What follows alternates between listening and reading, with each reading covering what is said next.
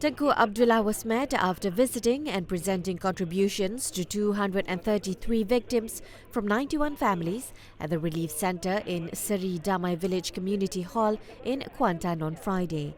He was accompanied by Tengku Puan Pahang, Tunku Azizah Aminah Maimunah Iskandaria, who helped cook dinner for the victims there.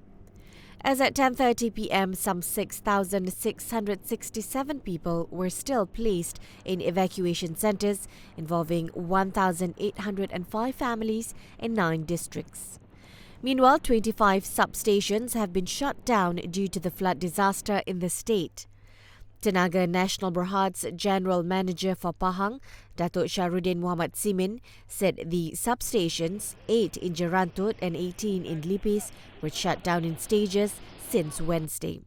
He said the shutdown affected 2,253 consumers in Lipis and 229 in Jerantut.